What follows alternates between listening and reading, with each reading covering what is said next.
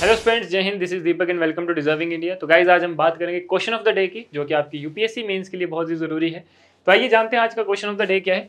तो आपका क्वेश्चन है, explain the ecological and economic impact of invasive species and discuss strategies for their control and eradication. ठीक है, क्या आपको बोला है कि इन्वेजिव स्पीशीज जो होते हैं इनकी इकोलॉजिकल एंड इकोनॉमिक इंपैक्ट जो है वो आपने बताने हैं और डिस्कस करना है इनको किस तरह से हम इरेडिकेट कर सकते हैं या फिर कंट्रोल कर सकते हैं।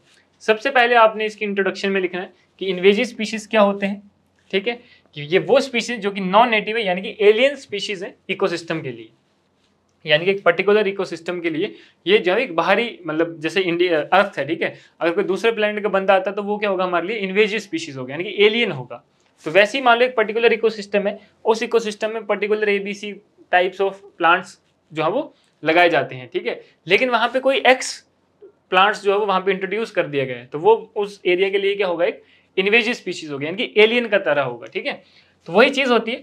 तो इसको जो है वो करा गया है under consideration and whose introduction causes likely to cause economic और एनवायरमेंटल हार्म और हार्म टू ह्यूमन हेल्थ। ये जो है वो आपके एनवायरमेंट के लिए भी और ह्यूमंस के लिए भी हार्मफुल हो सकते हैं। बात करते हैं ecological and economic impact of invasive species की। सबसे पहले alteration of food webs and habitat structure की। फूड वेब जो आपकी फूड चेन होती है, ठीक है, फूड के सोर्सेज है उसको रिप्लेस करते हैं और उसको जो है इफेक्ट करते हैं। और इन्वेजिव स्पीशीज जो है they may provide little to no food value for wildlife. ये वाइल्ड लाइफ के लिए भी जो है वो कोई यूजफुल नहीं होते हैं, क्योंकि वाइल्ड लाइफ जो अगर बंदर वगैरह हैं जंगल में, कोई और जानवर जो कि इन पौधों को या फिर वाइल्ड फ्रूट्स को जो वो खाते हैं, तो ये एलियन स्पीशीज जो उसमें भी कोई कंट्रीब्यूशन नहीं कर सकते। ठीक है, उसका social culture and health impact on local communities की। इन्वेजिव स्पीशीज की वैसे क्या हो सकता है, लोकल कम्युनिटीज अफेक्ट हो सकती है, उनकी हेल्थ अफेक्ट हो सकती है, कल्चरल अटैचमेंट जो है वो उनकी हेल्थ इंपैक्ट हो सकती है। Next, widespread invasion in Indian forest.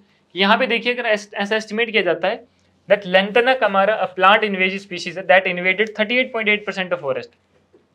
कि एक इन्वेजिव स्पीशीज ने लगभग 38% जो आपका फॉरेस्ट है उसको खत्म कर दिया।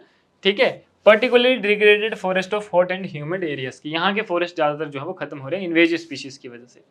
उसके बाद मैनेजमेंट एक्सपेंडिचर कि गवर्नमेंट और प्राइवेट एंटिटीज जो है वो लगभग काफी सोर्सेज कुछ अमाउंट जो है वो इस पे स्पेंड करती है प्रिवेंशन के लिए, अर्ली डिटेक्शन के लिए and control of invasive species के लिए।